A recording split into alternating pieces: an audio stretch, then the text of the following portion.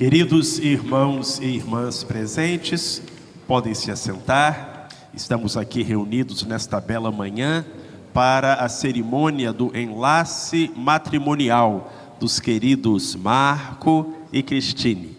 Uma data festiva pela qual esperamos ansiosamente e que finalmente se apresentou a nós. E como a pessoa mais importante neste lugar e em todos os lugares é Deus, nós vamos agora conversar com Ele e pedir a Ele que aceite o culto que prestamos e abençoe esse querido casal. Oremos. Senhor, somos muito gratos a Ti porque ainda no paraíso criaste a primeira instituição, o casamento, da qual deriva a família, a própria sociedade. É a base de tudo, Senhor, a união entre um homem e uma mulher, unidos pelo amor e unidos pela Tua bênção. Nós Te bendizemos porque este ideal celeste mesmo se tornou realidade na vida de Cristine e de Marco. Cremos que na Tua bondade Tu os encaminhaste um ao outro, para que cuidassem um do outro e pudessem viver experiências a dois nesta caminhada que chamamos de vida. Deus Todo-Poderoso, então aceita a nossa gratidão, o nosso reconhecimento, este culto que prestamos para o Teu santo nome, e deixa sobre nós a Tua bênção. Pai, que a Tua mão derrame graças não apenas sobre este casal que hoje se une pelos laços do matrimônio, mas que a Tua mão deixe graças sobre todos os casais, todas as famílias e todas as pessoas aqui presentes. Nós oramos assim, no nome que é sobre todo nome, o nome do Teu Filho Jesus. Amém e amém. Queridos Marco e Cristine, queridos irmãos e irmãs presentes, a palavra de Deus, a Santa Bíblia, traz em 2 Reis 20, versos 14 e 15, 2 Reis 20, versos 14 e 15, as seguintes palavras: Então o profeta Isaías veio ao rei Ezequias e lhe disse: Que disseram aqueles homens e de onde vieram a ti?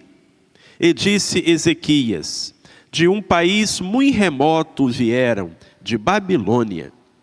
E disse ele: Que viram em tua casa?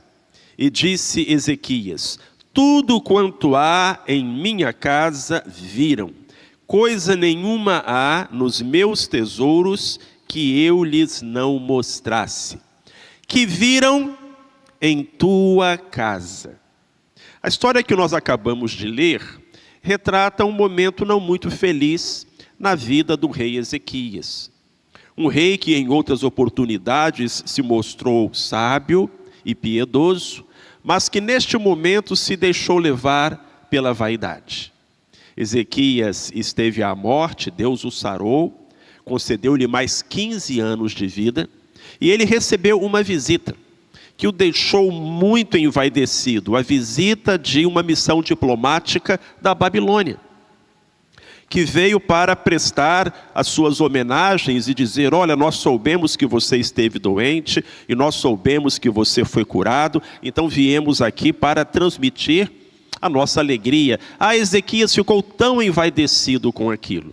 Ele ficou tão orgulhoso que numa terra distante o nome dele tivesse chegado e que daquela terra distante uma missão diplomática houvesse sido enviada, que Ezequias abriu os braços e começou a mostrar àqueles homens todos os tesouros do seu palácio, todas as suas riquezas.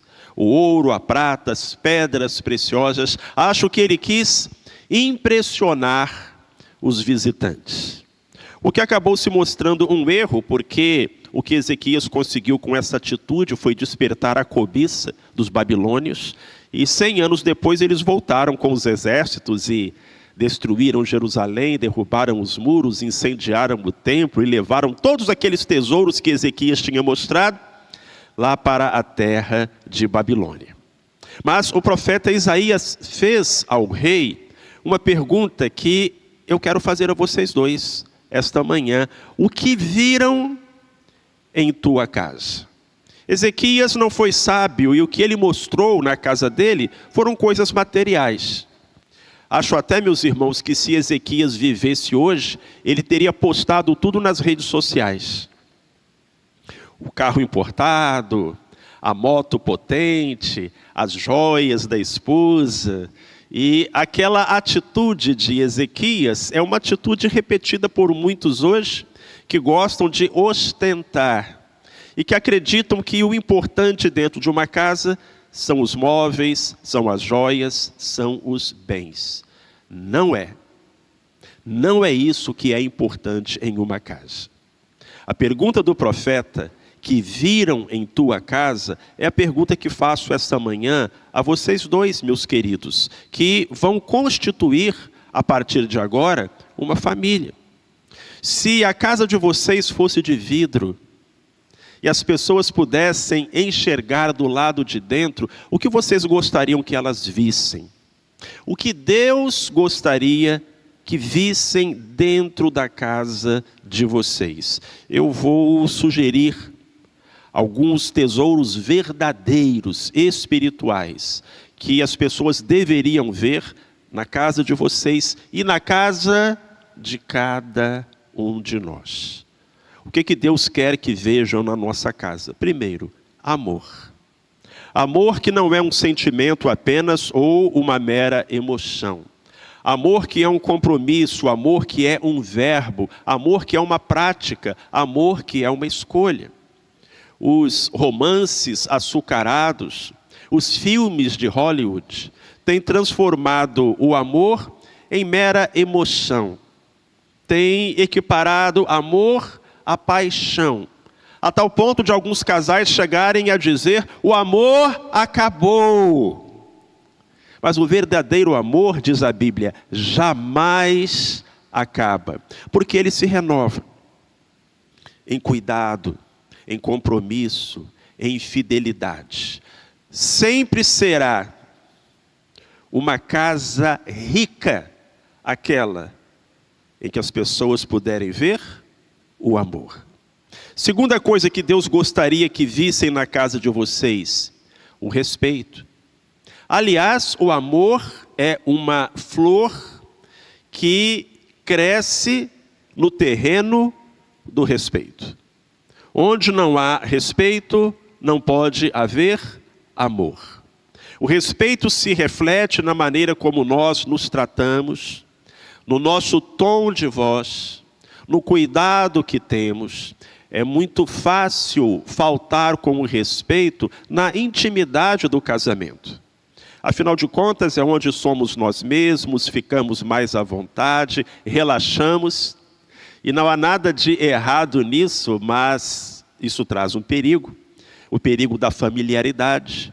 Que possamos, de certa forma, começar a mostrar o nosso pior lado para aquela pessoa que deveria receber o melhor de nós. Marco, sempre trate Cristine com respeito. E o mesmo eu digo a você, Cristine. Amor, respeito, são coisas que devem ver na casa de vocês. Uma terceira coisa, gentileza. Gentileza. A gentileza é o ornamento do lar. Se o amor e o respeito são a parede e o telhado, a gentileza é a decoração.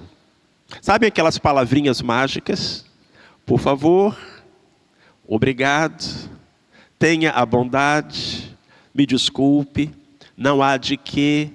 Essas palavrinhas mágicas são o verdadeiro lubrificante das engrenagens do casamento e do convívio. Sem gentileza, essas engrenagens começam a agarrar, por conta do desgaste natural, da rotina e da repetição. Mas se a gente acrescenta o óleo da gentileza, então as engrenagens não vão ficar rangendo, não vão ficar agarrando, e as coisas vão fluir com naturalidade e com beleza. Quarta coisa que devem ver na casa de vocês: diálogo. Definição de diálogo: uma conversa onde os dois escutam. Definição de discussão: uma conversa onde os dois falam e ninguém ouve. Qual é a única maneira de vencer uma discussão? Não entrar nela. A discussão é por si própria infrutífera. Quando um casal discute, o máximo que consegue é desabafar. Pronto, falei. Mas é o máximo que você vai conseguir. Nunca imagine, Cristine, que você mudará isso aqui do Marco discutindo com ele. Porque quando nós discutimos, quando erguemos a voz, quando somos severos, tudo que nós conseguimos é deixar o outro na defensiva. E aí, ao invés de mudar, o que o outro vai fazer é encontrar uma boa justificativa para continuar agindo do jeito que age. Infelizmente, assim como aquele rei foi insensato, muitos casais são insensatos nos dias de hoje. E muitos homens e mulheres acreditam que discutindo vão melhorar as coisas. Só pioram. Só pioram. A Bíblia diz que assim como a flecha que é disparada pelo arco, a palavra que sai dos nossos lábios não volta mais. E aquilo que nós dissemos em um momento de raiva, de contrariedade, machuca, fere e decepciona. Então, tenham sempre uma atitude de diálogo. Mais importante é ouvir do que falar. Mais importante é procurar compreender do que ser compreendido. E se a casa de vocês tiver diálogo, os tesouros de vocês serão mais preciosos do que os tesouros do rei Ezequias. Amor, respeito, gentileza, diálogo. Agora, em quinto lugar, perdão. Aquele que não perdoa queima a ponte pela qual obrigatoriamente terá que passar um dia. Porque não somos perfeitos. E pelo fato de não sermos perfeitos, dependemos do perdão das pessoas da nossa casa, da nossa família, da nossa igreja, do nosso convívio. Aquele que não perdoa não deve errar. E nós sabemos que isso é impossível. Cristo nos lembra, lá no seu Sermão do Monte e na oração dominical, que se não perdoarmos aos homens as suas ofensas, tampouco o nosso Pai perdoará as nossas. Sabem, Marco e Cristine, erros serão cometidos. Mas não há problema. Não há problema. Desde que haja o perdão. Desde que haja sempre a disposição de perdoar, de caminhar uma segunda milha e de seguir adiante. Em sexto lugar, perseverança. Deus não honra, Deus não abençoa a preguiça. Pelo contrário, Deus abençoa e honra a perseverança e a persistência. O próprio Deus mostra perseverança em tudo o que faz. Ele não desiste de nós, não é? Ele não desistiu de você, Cristine. Ele não desistiu de você, Marco. E que bom que vocês não desistiram da vida, e não desistiram do sonho, e não desistiram do amor, porque caso contrário, não estariam hoje aqui. A vida pode nos derrubar, mas Deus sempre nos reerguerá. Há um provérbio que fala assim: 7 vezes cairá o justo, mas o Senhor o levantará. Perseverança. Persistência. Ninguém consegue nada desistindo. Aliás, há um ditado que diz que o fracassado nunca começa, o perdedor nunca termina e o vencedor nunca desiste. Jamais desistam um do outro. Jamais desistam do seu casamento. E o que digo a vocês dois, digo, queridos presentes, a todos. Não desistam. Porque o nosso Deus é um Deus de perseverança. É um Deus de persistência. E Ele ama e Ele abençoa aqueles que perseveram. Em último lugar, o mais importante. Deixei para o final o mais importante. Fé. Na casa de vocês, as pessoas precisam ver fé. Um compromisso com Deus. um compromisso com o Senhor. Nós não podemos buscar a Deus no dia do nosso casamento e depois ignorá-lo nos outros dias da nossa vida. Não, não pode ser assim. As pessoas têm que olhar para a casa de vocês e ver que Jesus está ali dentro daquela casa junto com vocês. E não como um hóspede, não como uma visita, mas como o dono da casa. As pessoas têm que olhar para a casa de vocês e ver que Jesus está ali sendo honrado, sendo buscado, sendo consultado, sendo obedecido. Há um texto no livro de Eclesiastes que diz que o cordão de 3 dobras não se quebra tão depressa. Esse texto nos lembra que o casamento abençoado é uma jornada a 3. É um cordão de 3 dobras. O esposo, a esposa e o Deus Todo-Poderoso. E quando nós fazemos de Deus a 3ª dobra do nosso cordão, e quando nós fazemos de Deus o dono da nossa casa, só coisas boas podem acontecer. Marco e Cristine, essas são as coisas que eu espero que as pessoas vejam na casa de vocês. O que viram em tua casa, que possam ver amor, respeito, gentileza, diálogo, perdão, perseverança e fé. O rei da Bíblia foi um rei insensato. Ele imaginou que o que as pessoas deveriam ver na casa dele fossem tesouros, riquezas e bens materiais. Nos dias de hoje, essa insensatez beira a epidemia.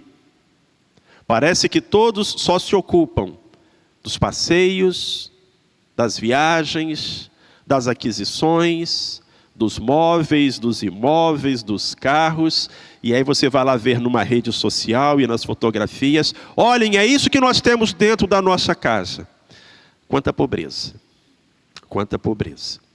Não é de admirar que muitas casas estejam caindo quando são atingidas pela tempestade. Não. Na casa de vocês, as pessoas devem ver amor, respeito, gentileza, diálogo, perdão, perseverança e fé. Eu poderia enumerar mais algumas outras coisas, mas vamos ficar nessas 7, porque afinal de contas, 7 é o número da totalidade, é o número da perfeição. Que sempre possamos ver estas 7 maravilhas na casa de vocês, meus queridos. E assim nós saberemos que é uma casa abençoada, resistente e feliz. Amém.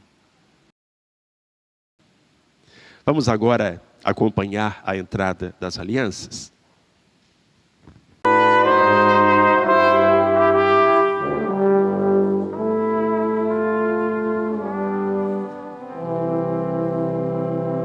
Nós chamamos essas joias, esses anéis, de alianças. Mas o que significa essa palavra? Aliança. Se a gente for no dicionário, vai ver que aliança é compromisso, pacto, acordo, juramento. Povos, nações, reinos inteiros podem formar alianças. O próprio Deus forma uma aliança conosco, assume um compromisso, se a palavra promete, e jura pelo seu próprio nome e não volta atrás. Casamento é uma aliança feita entre um homem e uma mulher, diante de Deus, dos anjos e de todas as testemunhas. É compromisso. E esse compromisso que vocês estão assumindo hoje, Marco e Cristine, é para a vida toda. Desejam prosseguir? Querem seguir em frente? Tem certeza?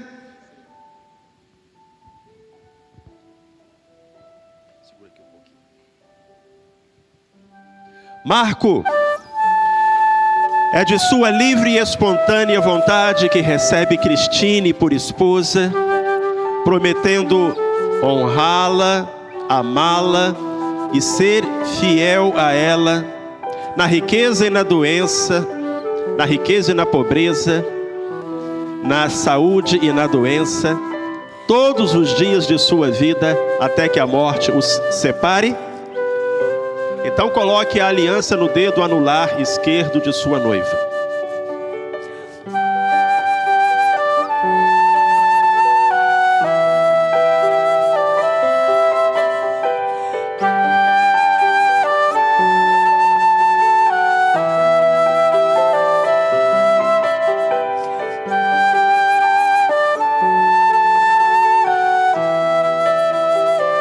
Cristine, de igual modo, eu lhe pergunto, é de sua livre e espontânea vontade que recebe Marco por esposo, prometendo amá-lo, honrá-lo e ser-lhe fiel, na doença ou na saúde, na pobreza ou na riqueza, todos os dias de sua vida até que a morte os separe?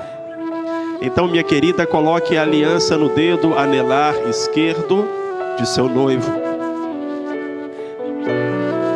E com essa joia, com esse gesto, e com essa palavra, e com esse compromisso, eu os declaro marido e mulher. Aquilo que Deus uniu, jamais venha o homem a separar. Amém. Você pode beijar a noiva.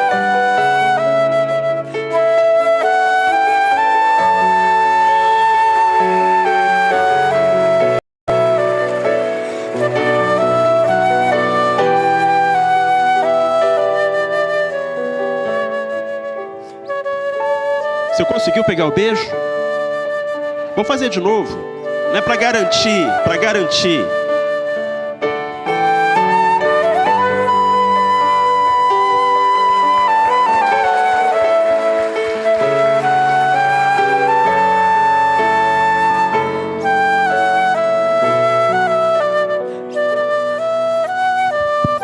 Queridos, eu vou pedir a vocês que se ajoelhem. E vou pedir a todos que se coloquem em pé para a bênção final. Deus, hoje aqui na tua casa, um homem e uma mulher entraram, um de cada vez, e vão sair juntos lado a lado. Hoje, um homem e uma mulher entraram aqui, cada um trazendo a sua história e fazendo parte da sua família. E sairão daqui escrevendo uma única e mesma história e constituindo um novo lar. Obrigado, Senhor, pela dádiva da família, pela dádiva do casamento. Que a tua bênção esteja sobre todos os que participaram deste culto, a fim de que nós voltemos para casa dispostos a colocar em prática tudo aquilo que nos ensinaste por meio da tua palavra, e que todas as tuas graças mais ricas e escolhidas sejam derramadas sobre a vida de Marco e de Cristine. Marco e Cristine, que a graça do nosso Senhor e Salvador Jesus Cristo, que o amor de Deus, o nosso Pai, que a comunhão e a consolação do Espírito Santo sejam com vocês e sobre o seu lar, hoje e para todos sempre. Amém.